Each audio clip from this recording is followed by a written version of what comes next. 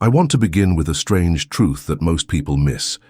The deepest forces shaping your reality are often the simplest ones. Not dramatic rituals, not endless effort, not complicated systems of steps. Simplicity itself is the doorway. And that simplicity is exactly what the mind resists, because the mind is addicted to control, to strategies, to doing more. Think of the last time you were waiting for a message from someone important.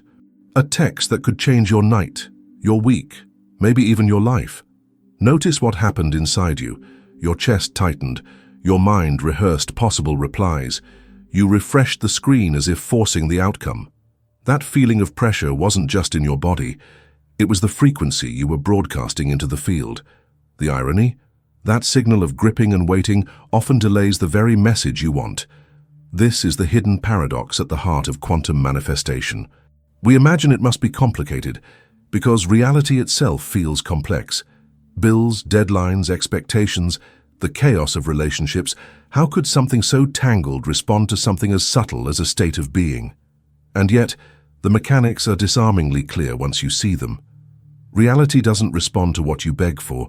It doesn't move because of the 100 thoughts per minute racing through your skull.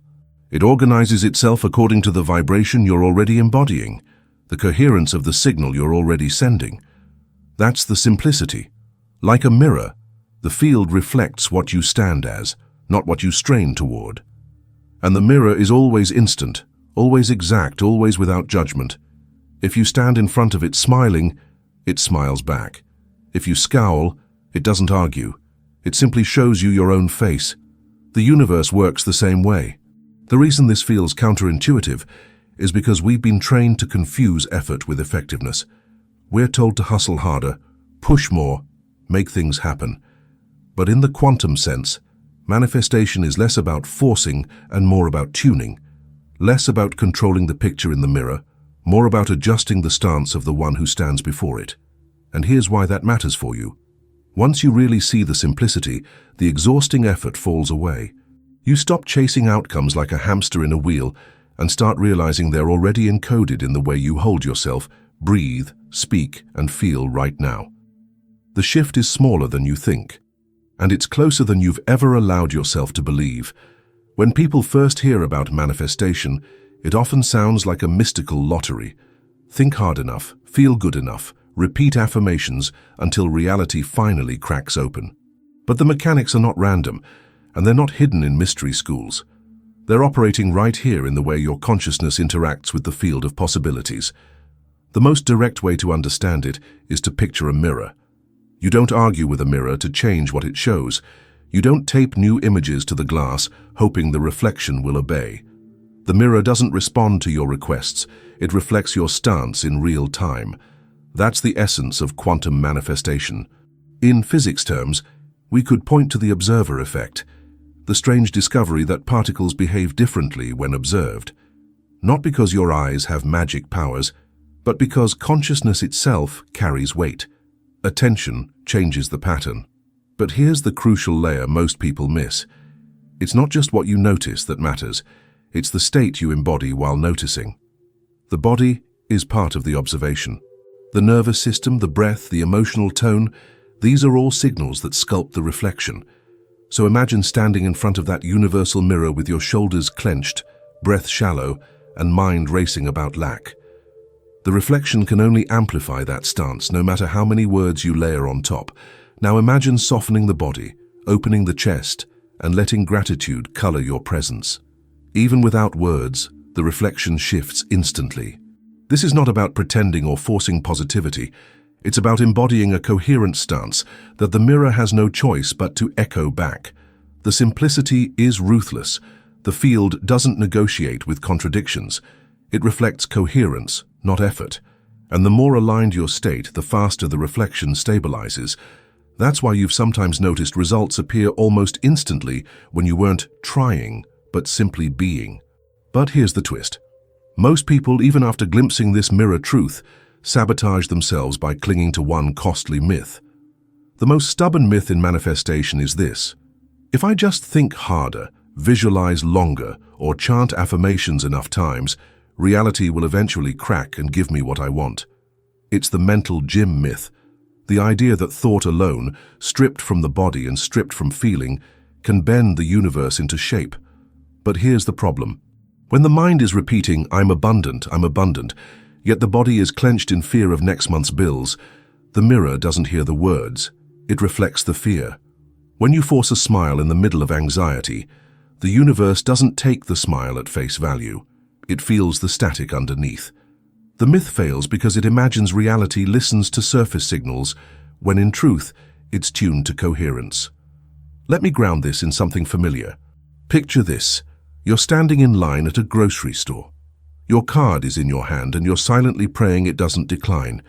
You've spent the day listening to abundance meditations, whispering affirmations under your breath. But your stomach is tight, your palms are sweating, and the moment the cashier looks at you, the fear spikes. What signal is the mirror reflecting? Not the hours of mental rehearsal, not the playlist of wealth codes. It's reflecting the actual stance of lack, vibrating through your body in that instant. And until that state shifts, no amount of mental layering changes the reflection. This is why people burn out on manifestation practices. They think they're doing it wrong, or worse, they conclude the whole thing is a scam. In reality, they've been trapped in the myth of mental domination, believing thought can override state, when in truth, thought is only one piece of the reflection. The mirror reads wholeness, so the pivot isn't more effort in the mind. The pivot is coherence, aligning thought, emotion, and body into a single frequency. And the key entry point for that alignment is not where most people expect. It's not the brain at all. If the mirror reflects your whole stance, then the most overlooked part of manifestation is not your thoughts, but your nervous system. Because when your body doesn't feel safe, no amount of mindset work can override the survival signal it's broadcasting. The mirror doesn't lie. Think about it. Safety is the baseline. When your nervous system is regulated, your breath flows, your muscles release, and your awareness widens. From there, coherence is even possible. But when your system is hijacked by fear, urgency, or comparison, your field gets scrambled. The reflection can only mirror that static. This is why so many people report the same pattern. They meditate, they affirm, they visualize, but then one small trigger in daily life, and the signal collapses. It's not because they're weak or uncommitted. It's because their nervous system is still tuned to survival, and survival broadcasts contraction. Here's the shift. Regulation is manifestation. Calming the body is not a side practice. It is the core practice. When you feel safe enough, your heart and brain begin to sync. And when those two centers align, the signal you send is not just louder, it's clean. The mirror responds instantly. Let me give you something simple, right now. You can try this as you listen. Place one hand on your chest and one hand on your belly. Slowly inhale through your nose for a count of 4, feeling both hands rise. Hold gently for 2 counts. Exhale through the mouth for 6. Pause at the bottom. Repeat this 3 times. Notice how your awareness shifts from the swirl of thoughts into the rhythm of the body. That's coherence in its simplest form. Not spiritual theatrics, not complicated rituals, just tuning the instrument so the signal comes through without distortion. And the more often you practice this, the more your system learns that safety is possible here, now, regardless of circumstances, which means you're no longer waiting for conditions to change before you feel free. You feel free first. And the mirror has no choice but to reflect that freedom outward. But here's the next level. It's not enough to dip into states of coherence for a few minutes a day. The real shift comes when your very identity reorganizes around a new baseline. And that changes everything. Most people approach manifestation as if it's about catching lightning in a bottle, hitting the right emotional state for just long enough to make reality bend. That's why they obsess over peak meditations, high vibes, or perfect morning routines. And yes, those states do ripple into the field, but here's the hard truth. Temporary states create temporary results. What endures is identity. Think of it this way. A state is like wearing a costume for a day. You can dress in confidence, abundance, love, and people might even respond to you differently while you're wearing it. But if deep down you still believe you're unworthy, broke, or unseen, the costume slips. The mirror doesn't just reflect what you pretend, It reflects what you are beneath the surface. This is why people get stuck in the yo-yo effect. They manifest a burst of money, a surprise opportunity, a text that makes their heart race, but the reflection doesn't hold. The old identity pulls them back because their nervous system and subconscious are still organized around the previous self. It's not sabotage, it's coherence. The mirror will always align with the truest signal, and identity broadcasts louder than passing emotions. So the real practice isn't chasing states, it's stabilizing a new identity. Not, I felt abundant for 5 minutes today, but I am the kind of person for whom abundance is natural. Not, I had a moment of courage, but I am someone whose choices are rooted in courage. Identity collapses timelines because it sets the reflection on repeat. And here's the secret. Identity is trained, not declared. You don't flip a switch, you rehearse it, embody it, breathe it until your system recognizes it as home. And the moment it does, reality organizes around it with startling precision. But that leads to the next revelation, one that most people never fully see. Identity doesn't just shape feelings, it selects entire timelines. And once you grasp that, the whole game of manifestation explodes open. Identity isn't just a psychological label, it's a tuning fork. Every self you inhabit broadcasts a frequency, and that frequency locks you onto one timeline out of infinite possible ones. You could think of timelines as channels on a radio. Each is already playing, each filled with different outcomes, relationships, opportunities. And your identity is the dial that determines which one you hear. So when someone says, "I'm always unlucky," they're not just describing their life. They're tuning to the station of bad breaks and missed chances. When someone deeply embodies, "I'm creative, resourceful, magnetic," they don't have to force inspiration or chase opportunities. The channel itself is broadcasting those circumstances, and their mirror reflects them back with eerie precision. Let's ground this with a real moment. Imagine you're about to walk into a job interview. Two versions of you exist in parallel. One timeline is tuned to the identity of, "I'm underqualified, I hope they don't notice my flaws." In that room, your shoulders slump, your words falter, your nervous laugh leaks through. The mirror reflects that stance, and the interviewers pick up on it instantly. Another timeline is tuned to the identity of, "I am someone who brings value wherever I go." In that room, your body language opens, your answers flow, you naturally connect. Same person, same interview. Two different identities, two different timelines, two entirely different outcomes. This isn't imagination, it's mechanics. The mirror doesn't manufacture circumstances out of thin air. It simply routes you to the version of reality coherent with who you're being. And identity is the most consistent signal you emit. Here's what's wild. You've already experienced this without realizing it. Ever notice how when you shift into a new role, a leader, a parent, a performer, the world seems to rearrange itself to match? It's not luck. It's not coincidence. It's identity selecting the station. So the task isn't to obsess about controlling every outcome. It's to deliberately tune your identity. When you become fluent in that, timelines that once felt unreachable suddenly feel obvious, even inevitable.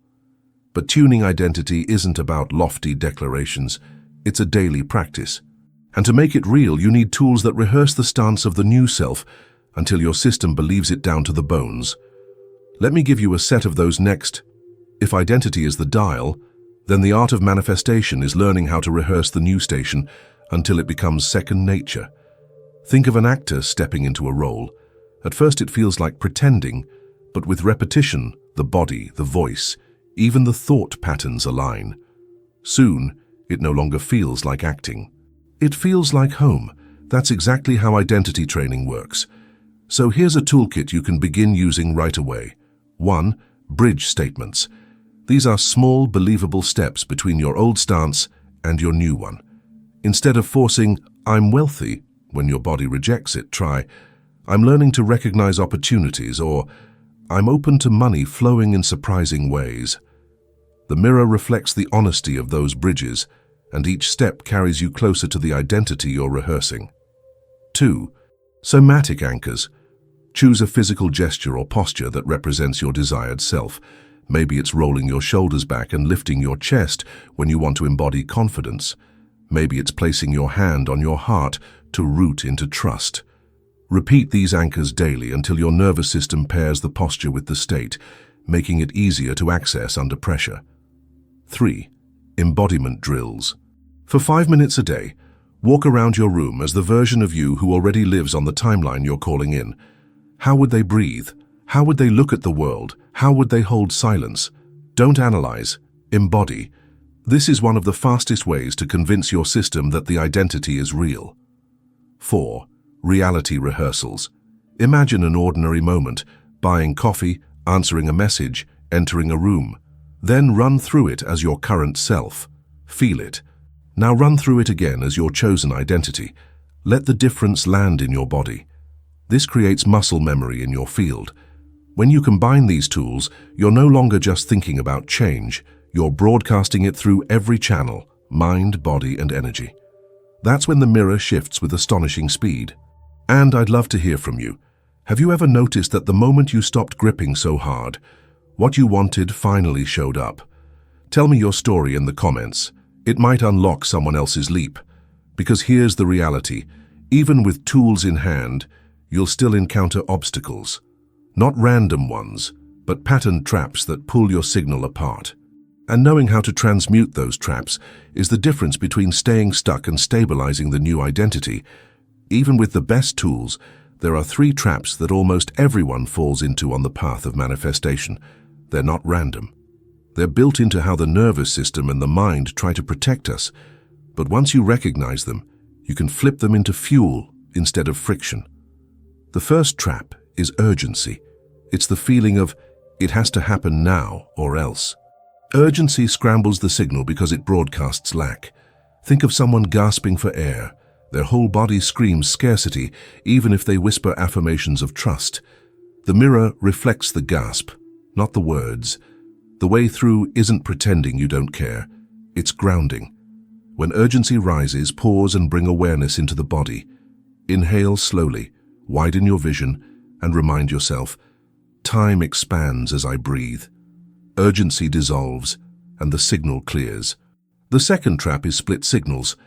This happens when part of you is asking for one outcome, while another part fears it. You might affirm love, but secretly worry about losing freedom. You might call in money, but still believe rich people are greedy. The mirror can't stabilize around mixed frequencies, so it mirrors the conflict. The fix is integration. Instead of forcing one side to win, give both voices space. Ask, what is the deeper need underneath this fear? Often, when you honor it, the resistance softens and both parts align into coherence. The third trap is over-control. This is the urge to micromanage every detail of how your manifestation must arrive. Over-control broadcasts distrust. Imagine pressing your face against a mirror, trying to control every pixel of the reflection. The image only distorts. The antidote is surrender. Not passive waiting, but active allowing. You set the stance, you embody the identity, and you let the reflection take shape in ways you couldn't plan. Each of these traps is a kind of stress loop, and when you stay inside them, your nervous system collapses back into survival mode. But when you practice flipping urgency into grounding, split signals into integration, and over-control into surrender, you free your signal. And a free signal is magnetic. But freedom only matters if you can carry it into the fabric of ordinary life. Because the real test isn't whether you can feel coherent in meditation, it's whether you can embody it while walking, eating, working, and speaking.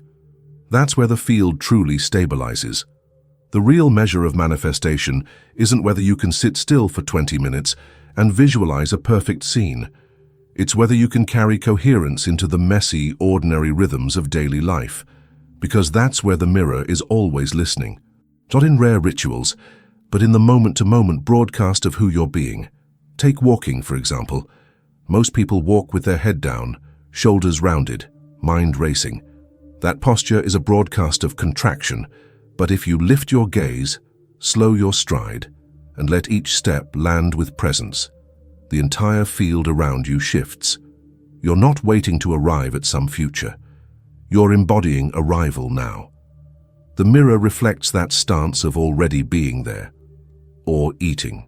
When you rush through food, scrolling your phone, your body is in scarcity mode. There's not enough time. But if you pause, breathe with the first bite, and taste fully, you signal abundance. That one act rewires your system to broadcast sufficiency instead of lack. Even in conversation, coherence matters. When you're listening while secretly rehearsing your reply, the field registers impatience.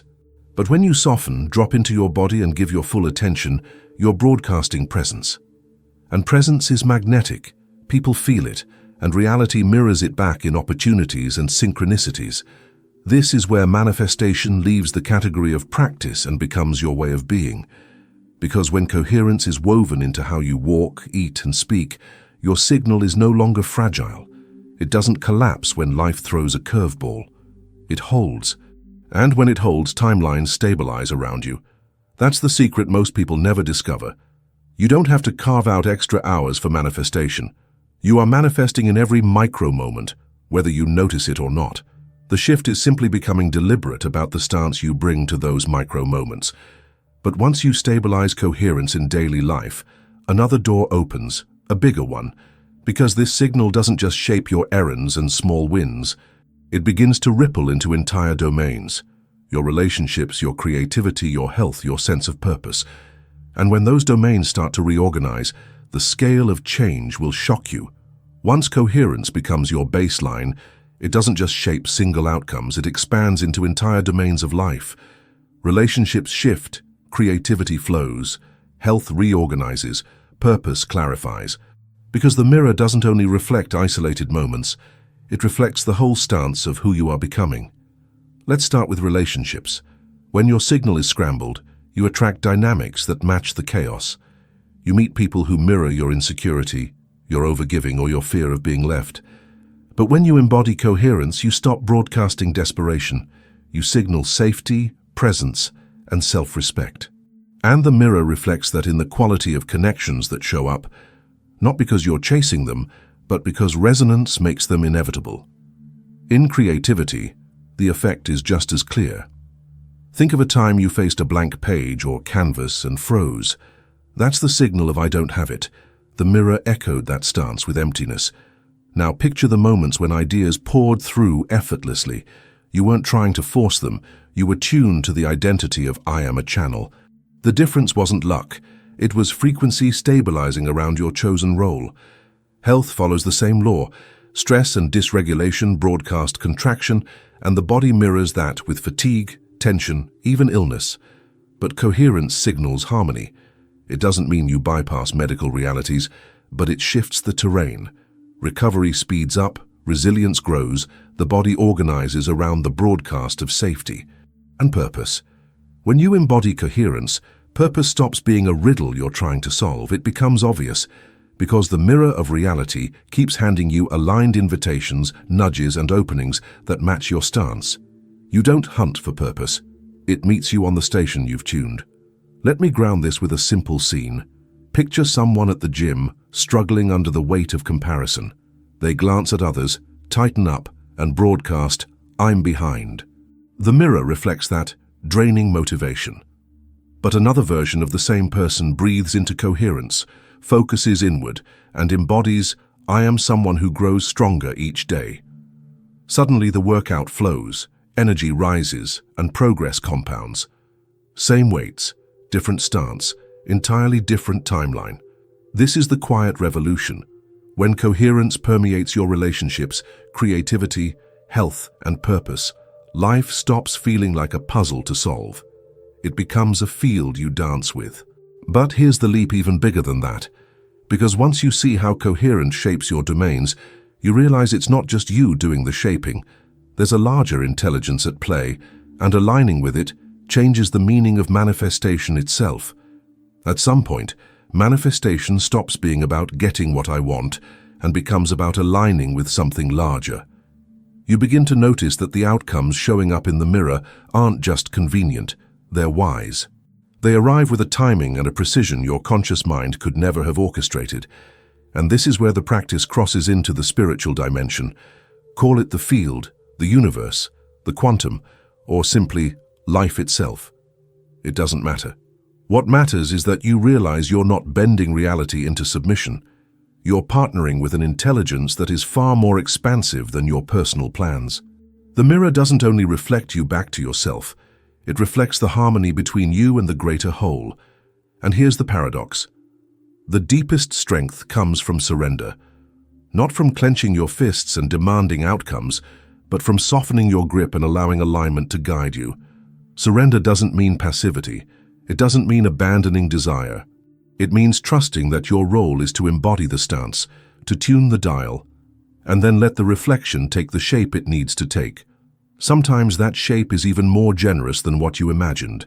This is why people often look back on their lives and say, "I'm glad I didn't get what I thought I wanted then." Because the reflection was already listening, already aligning, already bringing them into resonance with something larger than their limited view. And the more you live this way, the more life stops feeling like a series of battles to win. It starts to feel like a dance with intelligence itself. You're not forcing outcomes. You're joining rhythms. You're not chasing timelines. You're inhabiting the one that fits you best. Here's the beauty. When you embody coherence and surrender into alignment, the sense of separation dissolves. You're no longer the person trying to manifest from the outside. You realize you are the field. You are the mirror, and manifestation is not a technique but a natural expression of who you've become. Which brings us to the final piece, how to land all of this into one simple, powerful image that will stay with you long after these words end. So let's bring it all together. From the moment you wake to the moment you sleep, reality is holding up a mirror. Not a moral mirror, not a punishing mirror, just an exact, immediate reflection of who you are in this moment. And the power of quantum manifestation lies in its simplicity. The mirror cannot lie, but it also cannot resist. The instant you shift your stance, it shifts with you. We've walked through the myths, the nervous system, the identity, the timelines, the obstacles, the integration, the expansion into purpose, even the larger intelligence that moves through it all. And if there's one thread running through every piece, it's this. The universe is not asking for more effort from you. It's asking for coherence. It's asking for you to live as the version of yourself who already belongs on the timeline you desire. Picture yourself standing in front of an actual mirror right now. Notice how quickly the reflection responds when you smile, when you raise your hand, when you take a breath. There's no lag, no negotiation. That's exactly how the quantum field is working with you in every moment. When you embody gratitude, it reflects gratitude. When you embody sufficiency, it reflects sufficiency. When you embody freedom, the world reorganizes to mirror that freedom back. And here's the closing invitation. What if, for the next 7 days, you treated life like one continuous mirror? Every step, every word, every glance, all of it reflected back instantly. How would you walk differently? How would you breathe, eat, create, and connect? Try it. Watch how the reflection changes. Because manifestation isn't a secret skill reserved for mystics. It's the simplest thing in the world. A mirror reflecting you home to yourself again and again. And the moment you stop complicating it, you finally see the key that was in your hand all along.